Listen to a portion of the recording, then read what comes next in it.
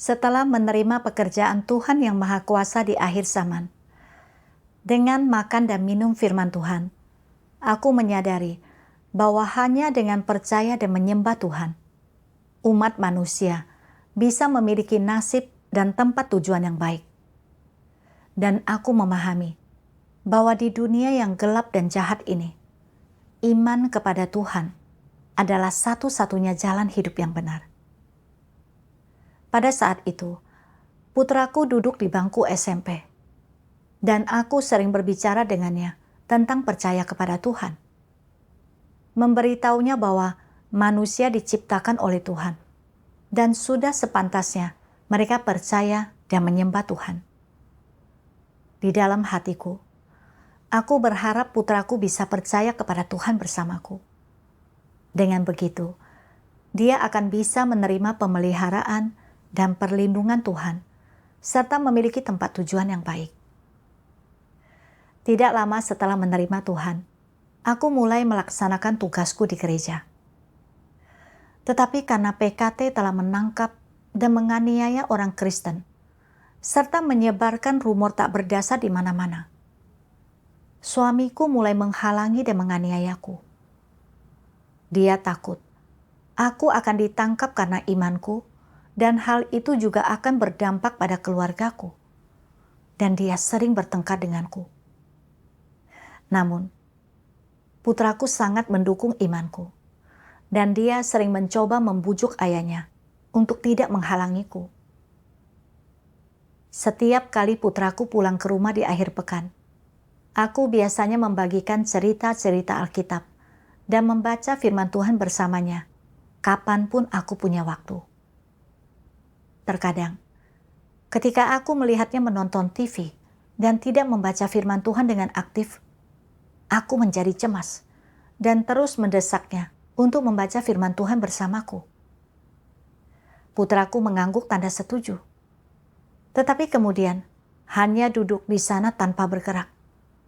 Lalu aku pun marah dan terkadang membentaknya. Saat dia melihatku marah, dia segera datang untuk membaca beberapa bagian dari firman Tuhan. Aku tahu bahwa putraku hanya sekadar menjalankan kewajiban bersamaku. Tetapi aku merasa bahwa bagaimanapun juga, itu lebih baik daripada dia tidak membaca firman Tuhan sama sekali. Setelah putraku masuk SMA, aku mulai melaksanakan tugasku di sebuah gereja terdekat. Dan setiap akhir pekan tiba, aku berusaha sebaik mungkin untuk pulang, agar bisa berbicara dengannya tentang percaya kepada Tuhan. Kemudian, putraku masuk universitas, dan aku membelikannya pemutar MP5 agar dia bisa membawanya ke kampus dan mencari waktu untuk membaca firman Tuhan. Setiap beberapa waktu, aku meneleponnya untuk mengingatkannya, memberitahunya untuk minum suplemen, yang merupakan isyarat bahwa dia harus membaca lebih banyak firman Tuhan. Saat putraku pulang untuk berlibur, hal pertama yang kutanyakan kepadanya adalah, "Sudahkah kau membaca firman Tuhan di kampus?" Ketika dia berkata bahwa dia membacanya saat ada waktu, aku merasa lega. Di musim semi tahun 2011, seseorang melaporkan imanku kepada pihak berwenang. Dan agar tidak ditangkap oleh PKT, aku harus meninggalkan rumah untuk melaksanakan tugasku. Saat itu, putraku sedang berada di tahun kedua kuliahnya di universitas yang jauh. Dan aku rela menempuh puluhan kilometer hanya untuk meneleponnya lewat telepon umum. Mengingatkannya, jangan lupa minum suplemenmu. Saat aku mendengarnya berjanji untuk melakukannya, aku pun merasa tenang. Aku selalu berharap bahwa setelah lulus, dia bisa datang dan bergabung denganku untuk percaya kepada Tuhan. Dan aku sering berdoa kepada Tuhan, memohon kepadanya untuk menggerakkan hati putraku dan membimbingnya untuk percaya kepada Tuhan. Namun, kenyataannya tidak berjalan sesuai harapanku. Di musim gugur tahun 2013, putraku masuk akademi militer setelah lulus. Saat itu, aku merasa cemas. PKT adalah partai ateis dan tidak mengizinkan personel militer memiliki iman. Setelah putraku masuk akademi, bukan hanya dilarang membaca firman Tuhan, tetapi dia juga akan dicuci otak oleh PKT setiap hari, serta diindoktrinasi dengan pemikiran ateis. Jika hal ini terus berlangsung, dia pasti akan makin jauh dari Tuhan. Apakah dia masih bisa percaya kepada Tuhan? Selama bertahun-tahun, aku selalu berharap putraku akan percaya kepada Tuhan dan memiliki tempat tujuan yang baik. Tetapi sekarang, harapanku itu telah hancur total. Ketika aku memikirkan putraku yang pergi ke tempat yang mengerikan itu, aku tidak bisa makan atau tidur. Mau tak mau, aku pun menangis. Aku teringat kembali bagaimana selama masa SMA-nya, dia pulang setiap 2 minggu sekali. Dan aku seringkali tidak bisa pulang tepat waktu karena tugas-tugasku. Kemudian, saat aku meninggalkan rumah untuk melaksanakan tugasku, aku tidak lagi punya waktu untuk bersekutu dengannya. Aku merasa bahwa jika aku melaksanakan tugasku di sini, aku bisa lebih banyak membaca firman Tuhan dengannya dan membimbingnya lebih jauh. Dan mungkin dia tidak akan menempuh jalan yang salah. Ketika berpikir seperti ini, aku merasa bahwa aku belum memenuhi tanggung jawabku sebagai seorang ibu. Dan aku merasa berutang kepada putraku. Terlebih lagi, aku khawatir tentang masa depan dan nasibnya. Kemudian, aku melihat banyak saudara-saudari muda di gereja yang sebaya dengan putraku. Dan aku melihat mereka percaya kepada Tuhan dan menempuh jalan yang benar. Sementara putraku berada di luar mengejar dunia. Aku selalu merasa menyesal tentang dirinya. Merasa bersalah karena aku tidak lebih berusaha untuknya. Dan karena aku tidak lebih banyak membaca firman Tuhan bersamanya. Saat aku tidak sibuk dengan tugasku, aku pun memikirkannya. Aku dipenuhi dengan rasa bersalah dan kesedihan. Kemudian, aku membaca 2 bagian dari firman Tuhan. Dan aku bisa melepaskan sebagian kekhawatiranku tentang putraku. Tuhan Yang Maha Kuasa berfirman, "Selain melahirkan dan membesarkan anak, tanggung jawab orang tua dalam hidup anak-anak mereka hanyalah menyediakan lingkungan secara lahiriah untuk mereka bertumbuh, dan hanya itu. Karena tidak ada hal lain selain penakdiran Sang Pencipta yang berhubungan dengan nasib seseorang. Tak seorang pun dapat mengendalikan masa depan seperti apa yang akan orang miliki. Itu telah ditakdirkan jauh sebelumnya, dan bahkan tidak ada orang tua yang dapat mengubah nasib mereka. Dalam hal nasib, setiap orang bersifat mandiri, setiap orang memiliki nasibnya sendiri. Jadi, tidak ada orang tua yang dapat menghalangi nasib orang dalam hidupnya sama sekali, dan tidak ada orang tua yang dapat sedikit pun mendorong peran yang akan orang mainkan dalam hidupnya. Kegagalan anak-anak untuk menempuh jalan yang benar adalah kesalahan orang tua mereka adalah salah. Siapapun itu, jika mereka adalah orang tertentu, mereka akan menempuh jalan tertentu. Bukankah ini pasti? Jalan yang orang tempuh menentukan siapa diri mereka. Merekalah yang memutuskan jalan yang mereka tempuh, dan mereka akan menjadi orang seperti apa. Ini adalah hal-hal yang telah ditentukan dari semula, hal-hal bawaan, dan berkaitan dengan natur seseorang. Lalu apa gunanya didikan orang tua? Dapatkah itu mengatur natur seseorang? Didikan orang tua tidak dapat mengatur natur manusia dan tidak dapat menyelesaikan masalah tentang jalan mana yang orang tempuh. Apakah satu-satunya didikan yang dapat orang tua berikan? Beberapa perilaku sederhana dalam kehidupan sehari-hari anak-anak mereka, beberapa pemikiran dan aturan cara berperilaku yang cukup dangkal. Semua ini adalah hal-hal yang ada kaitannya dengan orang tua. Sebelum anak-anak mereka menjadi dewasa, orang tua harus memenuhi tanggung jawab mereka, yaitu mendidik anak-anak mereka untuk menempuh jalan yang benar, belajar dengan giat, dan berjuang untuk lebih unggul daripada orang lain setelah mereka dewasa, tidak melakukan hal-hal yang buruk, atau menjadi orang jahat. Orang tua juga harus mengatur perilaku anak-anak mereka, mengajari mereka untuk bersikap sopan, dan menyapa orang yang lebih tua kapanpun bertemu dengan mereka, dan mengajari mereka hal-hal lain yang berkaitan dengan perilaku. Inilah tanggung jawab yang harus dipenuhi oleh orang tua.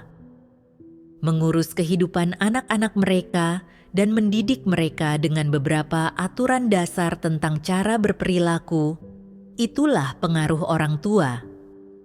Sedangkan orang tua tidak bisa mengajarkan kepribadian anak mereka. Ada orang-orang tua yang santai dan melakukan segalanya dengan santai, sedangkan anak-anak mereka sangat tidak sabar dan tidak bisa diam meski hanya sebentar.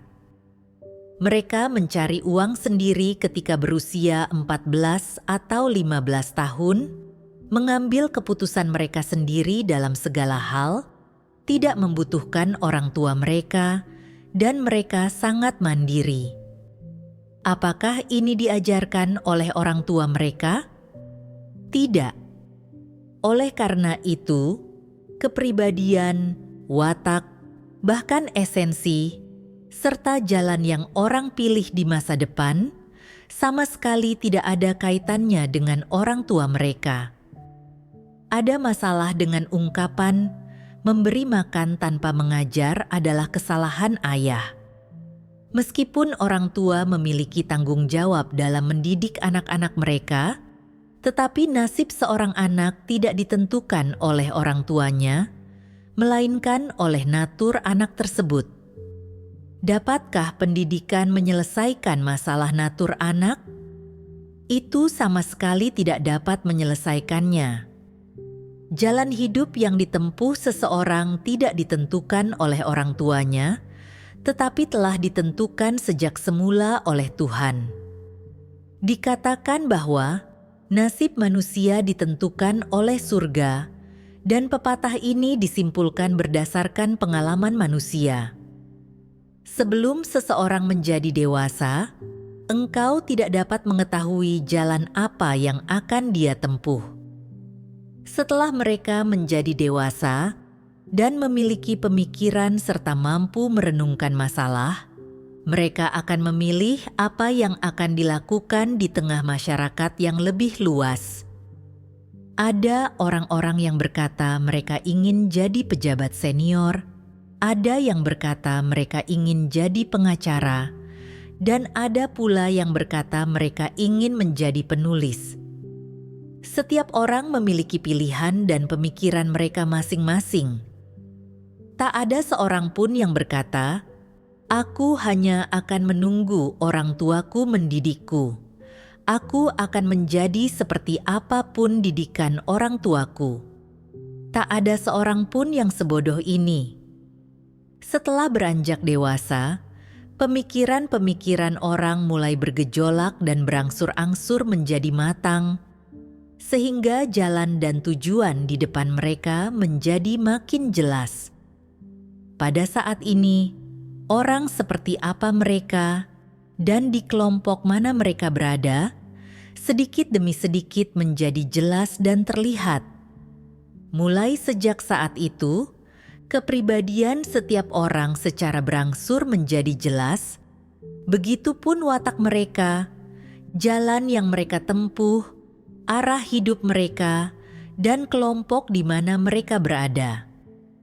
Semua ini didasarkan pada apa? Pada akhirnya, ini adalah sesuatu yang telah Tuhan tentukan dari sejak semula. Ini tidak ada hubungannya dengan orang tua.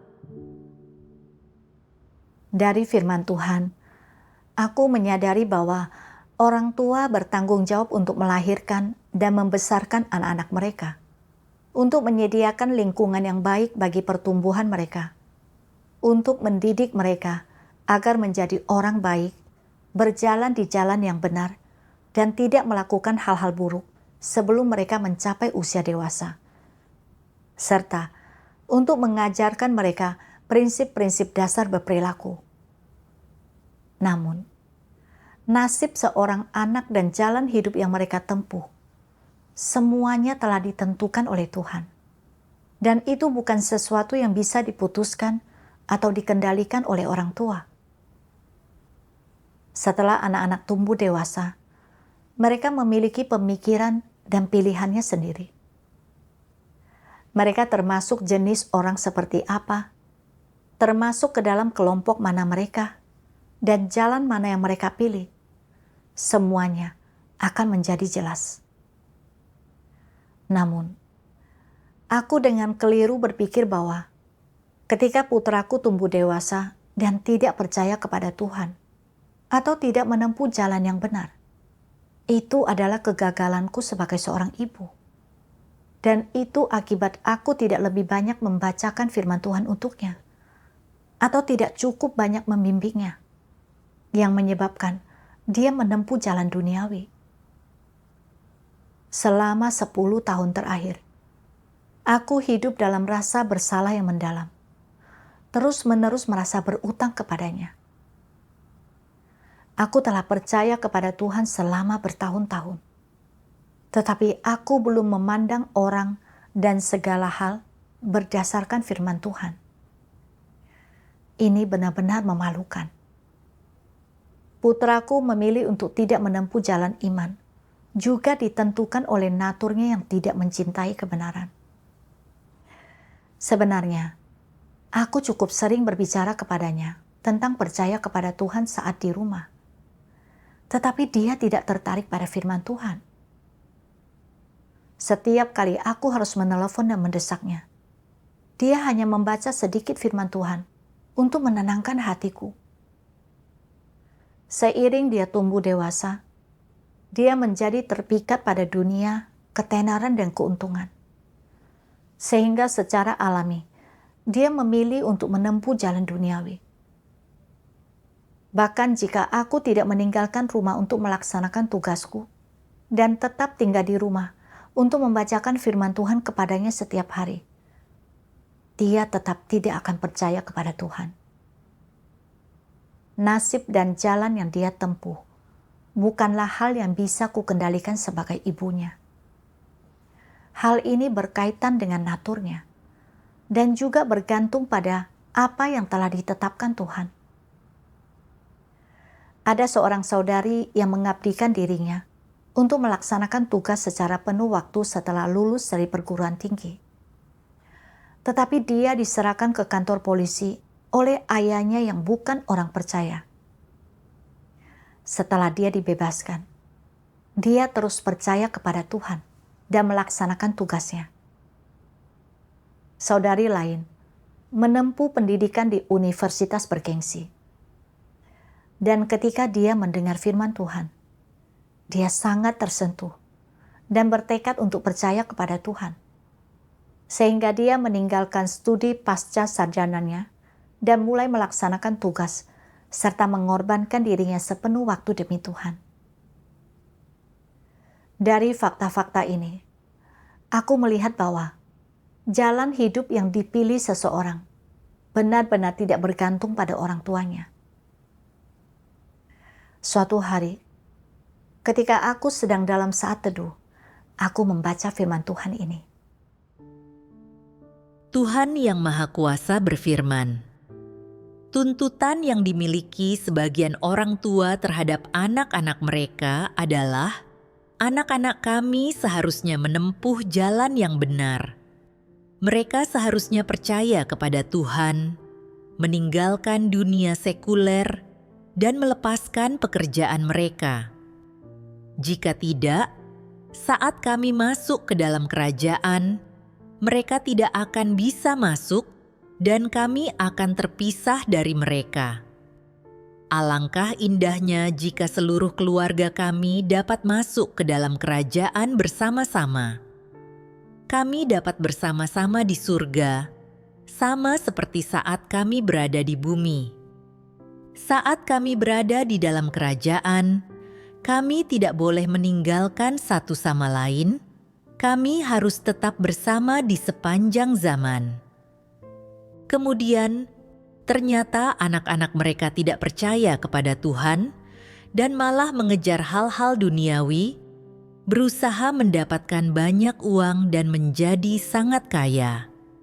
Mereka mengenakan apapun yang modis, mereka melakukan dan membicarakan apapun yang sedang tren, dan mereka tidak memenuhi keinginan orang tua mereka. Akibatnya, para orang tua ini merasa sedih. Mereka berdoa dan berpuasa karenanya, berpuasa selama seminggu, 10 hari, atau 2 minggu, dan berupaya sekuat tenaga demi anak-anak mereka dalam hal ini. Seringkali mereka merasa sangat lapar, hingga mereka merasa pusing, dan mereka sering berdoa di hadapan Tuhan sambil menangis. Namun, sekeras apapun mereka berdoa, atau sebesar apapun upaya yang mereka kerahkan, anak-anak mereka tidak tergerak dan tidak tersadarkan. Makin anak-anak mereka menolak untuk percaya kepada Tuhan, makin para orang tua ini berpikir, "Oh tidak, aku telah berutang kepada anak-anakku, aku telah mengecewakan mereka. Aku belum bisa memberitakan Injil kepada mereka, dan aku belum membawa mereka bersamaku ke jalan keselamatan. Bodoh sekali mereka. Itu jalan menuju berkat. Mereka bukanlah orang bodoh. Mereka hanya tidak memiliki kebutuhan ini." Para orang tua inilah yang bodoh karena berusaha memaksa anak-anak mereka ke jalan ini, bukan? Jika anak-anak mereka memiliki kebutuhan ini, perlukah para orang tua ini membicarakan hal-hal ini? Anak-anak mereka akan percaya kepada Tuhan dengan sendirinya. Para orang tua ini selalu berpikir, "Aku telah mengecewakan anak-anakku. Aku mendorong mereka untuk kuliah sejak usia muda, dan sejak mereka kuliah, mereka tidak pernah berbalik.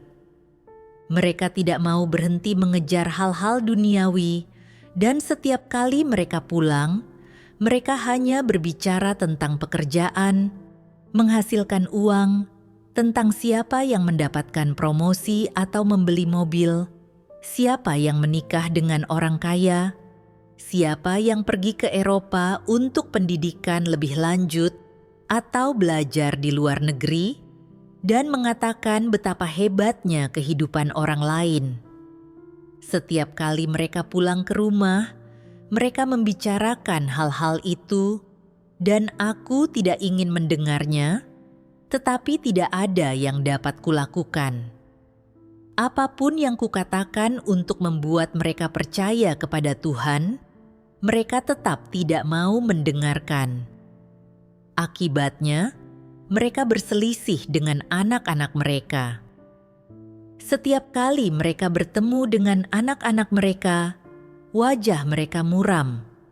Setiap kali mereka berbicara dengan anak-anak mereka, ekspresi mereka masam. Ada anak-anak yang tidak tahu apa yang harus dilakukan, dan mereka berpikir, "Aku tidak tahu apa yang salah dengan orang tuaku.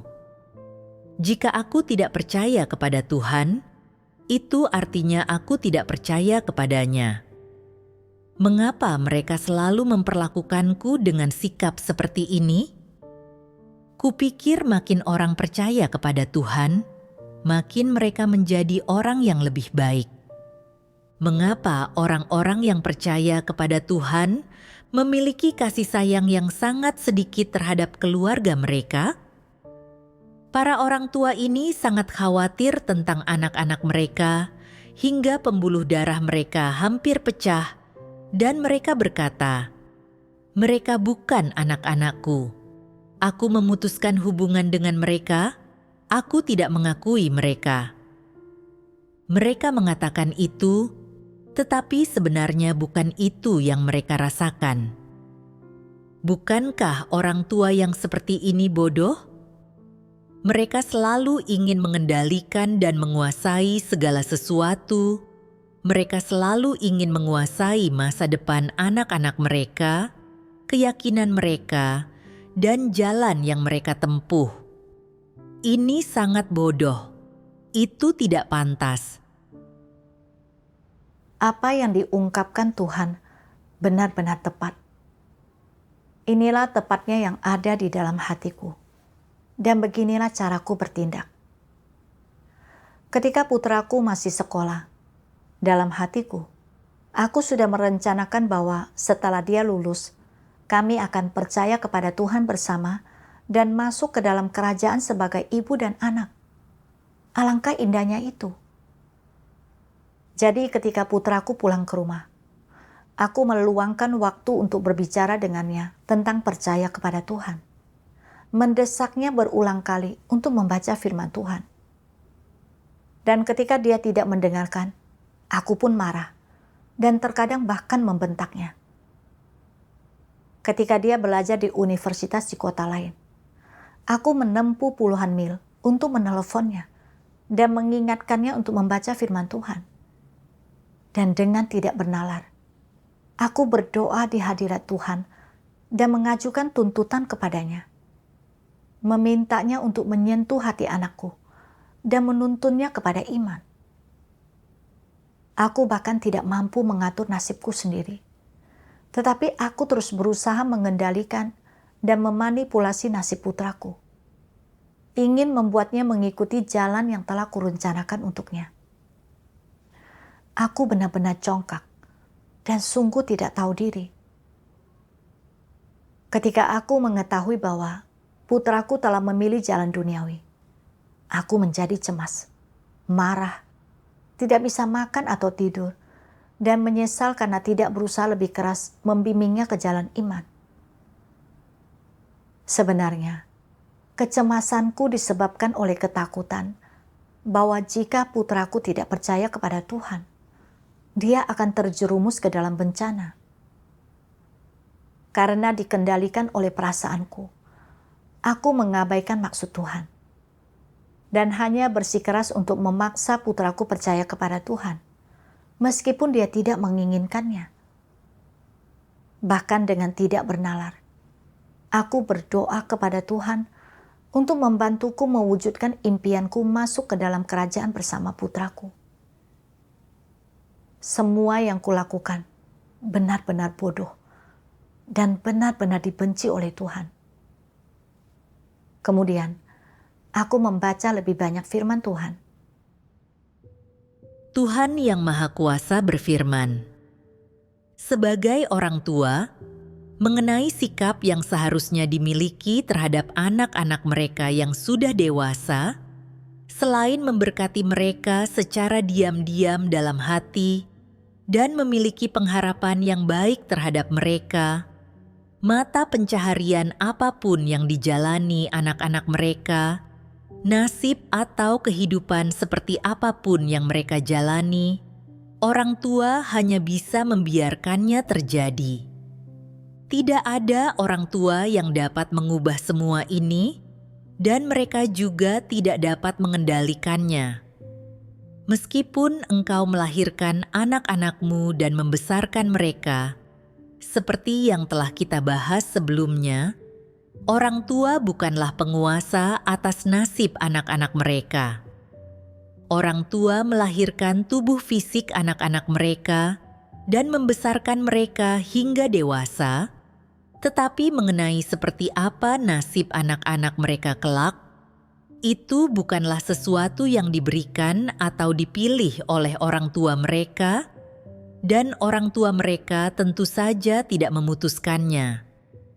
Engkau ingin anak-anakmu berhasil, tetapi apakah itu menjamin bahwa mereka akan berhasil? Engkau tidak ingin mereka mengalami kemalangan, nasib buruk, dan segala macam peristiwa yang tidak menguntungkan. Tetapi apakah itu berarti mereka dapat menghindari semua itu? Apapun yang anak-anakmu hadapi, semua hal tersebut tidak bergantung pada kehendak manusia, juga tidak ditentukan oleh kebutuhan atau pengharapanmu. Jadi, apa yang hal ini katakan kepadamu? Karena anak-anak telah menjadi dewasa, sudah mampu mengurus diri mereka sendiri, memiliki pemikiran, pandangan terhadap berbagai hal, prinsip tentang cara berperilaku, dan pandangan hidup mereka yang mandiri, serta tidak lagi dipengaruhi, dikuasai, dikekang, atau diatur oleh orang tua mereka. Itu artinya mereka benar-benar orang dewasa. Apa yang dimaksud dengan mereka sudah menjadi orang dewasa? Artinya, orang tua mereka harus melepaskan. Dalam bahasa tertulis, ini disebut melepaskan. Memungkinkan anak-anak untuk bereksplorasi secara mandiri dan menempuh jalan hidup mereka sendiri. Sebagai orang yang percaya kepada Tuhan, jika engkau ingin mengejar kebenaran dan mencapai keselamatan, waktu dan tenaga dalam sisa hidupmu seharusnya dikerahkan untuk tugas yang kau laksanakan dan apa yang telah Tuhan percayakan kepadamu. Engkau tidak seharusnya menghabiskan waktumu untuk anak-anakmu. Hidupmu bukanlah milik anak-anakmu, dan hidupmu tidak seharusnya dihabiskan untuk kehidupan atau kelangsungan hidup mereka, ataupun untuk memenuhi pengharapanmu terhadap mereka. Sebaliknya, waktu dan tenagamu seharusnya didedikasikan untuk tugas dan amanat yang telah Tuhan berikan kepadamu, serta misi yang seharusnya kau penuhi sebagai makhluk ciptaan. Disinilah letak nilai dan makna hidupmu.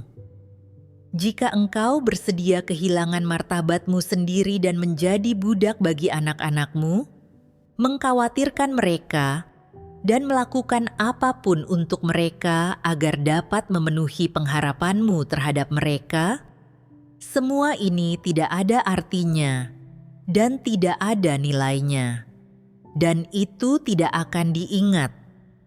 Jika engkau bersikeras melakukannya dan tidak melepaskan gagasan serta tindakan ini, itu hanya berarti bahwa engkau bukanlah orang yang mengejar kebenaran, bahwa engkau bukanlah makhluk ciptaan yang memenuhi standar, dan bahwa engkau sangat memberontak. Engkau tidak menghargai kehidupan ataupun waktu yang diberikan Tuhan kepadamu. Begitu kewajiban ini terpenuhi dan anak-anakmu tumbuh dewasa, entah mereka menjadi sangat sukses atau hanya menjadi orang biasa pada umumnya, itu tidak ada hubungannya denganmu. Karena takdir mereka bukanlah sesuatu yang dapat kau tentukan, itu bukan pilihanmu. Apalagi sesuatu yang dianugerahkan olehmu kepada mereka. Itu sudah ditakdirkan oleh Tuhan. Karena sudah ditakdirkan oleh Tuhan, engkau tidak boleh ikut campur atau mencampuri urusan kehidupan atau kelangsungan hidup mereka. Kebiasaan, rutinitas harian mereka, dan sikap mereka terhadap kehidupan strategi bertahan hidup apapun yang mereka miliki, pandangan hidup apapun sikap mereka terhadap dunia, jalan apapun yang mereka kejar, semua ini bukan urusanmu. Engkau tidak memiliki kewajiban untuk menderita karena menanggung masalah-masalah ini, dan engkau juga tidak punya sarana untuk memastikan bahwa mereka hidup bahagia setiap hari. Semua usahamu dalam hal ini tidak diperlukan. Nasib setiap orang sudah ditakdirkan oleh Tuhan.